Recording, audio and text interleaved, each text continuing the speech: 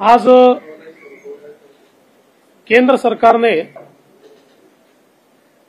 आपला अर्थसंकल्प मांडलेला आहे।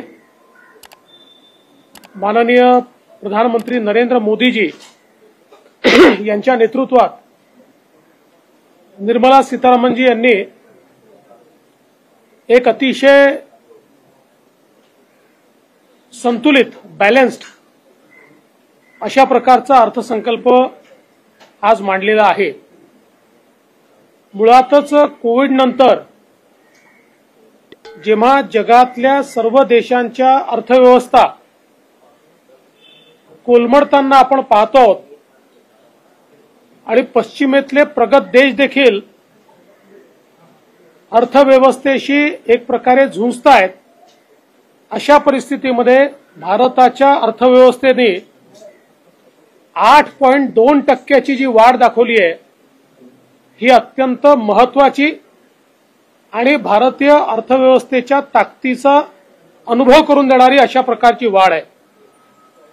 आणि विशेषतः उत्पादन क्षेत्रामध्ये खूप मोठ्या प्रमाणात आपल्याला वाढ झालेली पाहायला मिळते। सगळ्यात महत्त्वाचं, जेव्हा जगामध्ये महागाईचा दर रेट ऑफ इन्फ्लेशन हा डबल डिजिट मध्ये पोहोचलाय, त्याचवेळी तो भारतामध्ये 6.7% वरून आता 5.4% पर्यंत खाली आलेला आहे। हा देखील अत्यंत महत्त्वाचा आहे। विशेषतः सामाजिक कल्याणाच्या योजनांच्या विकासाचा दर हा इन्फ्लेशनच्या दराच्या दुप्पट आहे, तो जवळपास 12.8% आहे। याचा अर्थ सामाजिक क्षेत्रामध्ये मोठ्या प्रमाणात गुंतवणूक सरकारच्या माध्यमातून चाललेली आहे। विशेषतः आपण जर बघितलं तर जीडीपीच्या 7.8% एवढी गुंतवणूक ही त्या ठिकाणी होते आणि आपण ॲब्सोल्यूट टर्म्स मध्ये बघितलं तर अगदी 17-18शी तुलना केली तर 23-24 मध्ये सामाजिक क्षेत्राचा खर्च हा दुप्पट झालेला आहे, म्हणजे तो 11 लाख कोटीवरनं जवळपास 23 लाख कोटीवर आलाय। तर आरोग्य क्षेत्रातला जो खर्च आहे तो 17-18च्या तुलनेत जवळपास दुप्पट झालाय, तो 2.5 लाखावरनं 5.85 लाख कोटी इतका तो वर गेलेला आहे। म्हणजे हे दोन्ही जी महत्त्वाची क्षेत्र आहेत याच्यातली गुंतवणूक ही जवळपास केंद्र सरकारने दुप्पट केली आहे, ही देखील आपल्याला पाहायला मिळत आहे।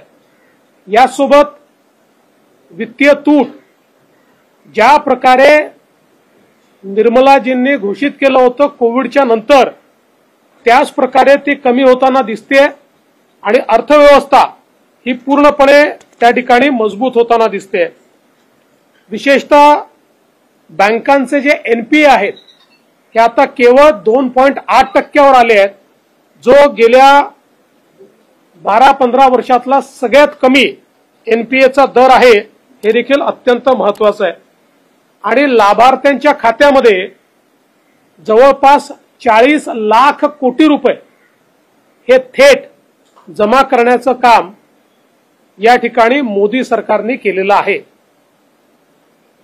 भारताच्या भविष्यावर एक मोठी गुंतवणूक करणारा अशा प्रकारचा अर्थसंकल्प आहे, ज्याच्यामध्ये शेतकरी, त्यासोबत महिला, युवा आणि गरीब या 4 घटकांना समोर ठेवून हा अर्थसंकल्प मांडण्यात आलेला आहे।